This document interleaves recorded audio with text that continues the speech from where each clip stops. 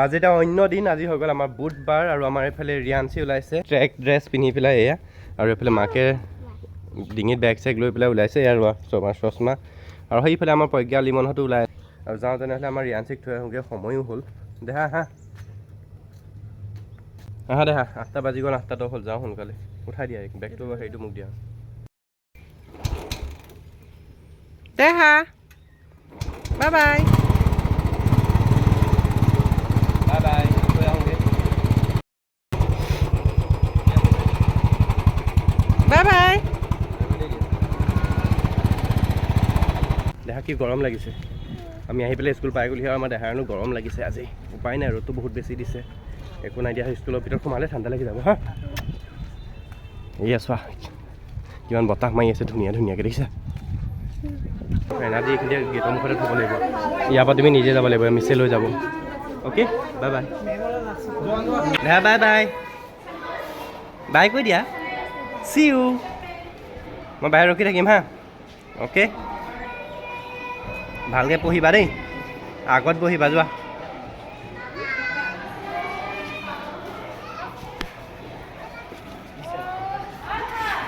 আঞ্চিক থৈ পেলাই মই আহি আছোঁ আৰু অভিভাৱকসকলে এতিয়া নিজৰ ল'ৰা ছোৱালী আনিয়ে আছে।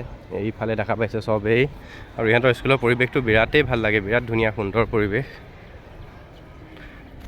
যাওঁ আৰু তেনেহ'লে।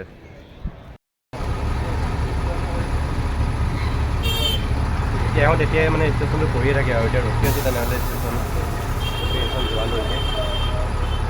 8:50 ৰিয়াঞ্চিক থৈ পেলাই আহি গ'লোঁ আৰু আকৌ আনিবলৈ যাব লাগিব 11:30মান বজাত, কিয়নো 11:40 ছুটি দিব।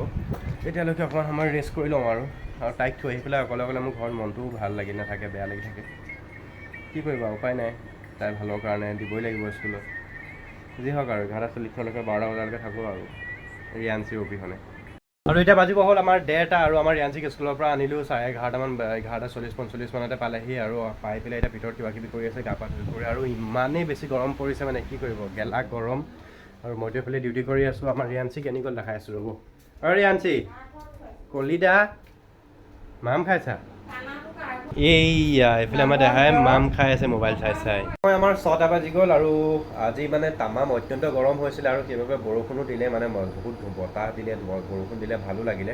আৰু এতিয়া আন্ধাৰ হৈ গ'ল বাহিৰত, আমাৰ ৰিয়াঞ্চি শুই আছিলে, এতিয়া উঠি কৰি আহিছে মোৰ লগত এয়া খেলিবৰ কাৰণে। দেখা চাওঁ মুখখন, চুলিৰ পৰা মুখখনেই দেখা নাপায়। পেঞ্চিল লৈ পেলাই, পেন লৈ পেলাই এইটো দেখিছে, গোটেই হাতে পাতে গায়ে পায়ে আঁকি আছে। এজনী দেখা পাইছে হয়, উঠি আহি পেলাই এতিয়া পেন লৈ পেলাই আঁকি আছে গোটেই গায়ে পায়ে। গৈ থকা ওচৰতে আমাৰ ৰিয়াঞ্চিয়ে পঢ়িবলৈও আহিছে, আৰু বহুত অশেষ কষ্টৰ ফলত আমাৰ মাকৰ মানে আমাৰ দেহাই এতিয়া মানে ABCD বিলাক আৰু ফুট দি দিয়াৰ লগে লগে মানে পূৰা ধুনীয়াকৈ লিখিব পৰা হৈছে আৰু এতিয়া, আৰু এইফালে পূৰা লিখি আছে ABCD লিখি আছে চব। A লিখিছে, সেইটো BCD কমপ্লিট নকৰাকৈ তুমি তললৈ আহি গ'লা যে, G লিখিবলৈ, Cটো লিখা আকৌ ওপৰলৈ, Bটো লিখা। আমাৰ এয়া অশেষ কষ্ট আমাৰ ৰিকিৰ সাৰ্থক হৈছে আৰু পঢ়িব পৰা হৈছে আমাৰ ৰিয়াঞ্চিয়ে। আৰু তাই ABCD বিলাক চিনিও পোৱা হৈছে, মানে দুটা এটা ABCD মানে নৰ্মেলিও লিখিব পাৰে আৰু জেডলৈকেতো গাবও পাৰে। বয়স হিচাপে তাই ঠিকে আছে আৰু পাৰিছে। আমাৰ ৰিকিলে ধন্যবাদ ইমান কষ্ট কৰাৰ বাবে। আৰু ফাইনেলি 4 দিন ডিউটি কৰাৰ পিছত আৰু এতিয়া ৰাতি 11:30 বাজিলে আৰু আজিলৈ ডিউটি কমপ্লিট হ'ল আৰু শ্বাট ডাউন কৰি দিওঁ চিষ্টেম, লৈ ডিউটি খতম। আৰু আমাৰ ৰিয়াঞ্চি ৰিকিহঁত চব শুয়ে গ'ল তেনেহ'লে, আৰু ময়ো যাওঁ শুওঁগৈ তেনেহ'লে। লগ পাম কাইলৈ পুনৰ অন্য এটি ব্লগত, তেতিয়াহ'লে সকলোকে bye bye, see you in the next blog. Thank you so' much.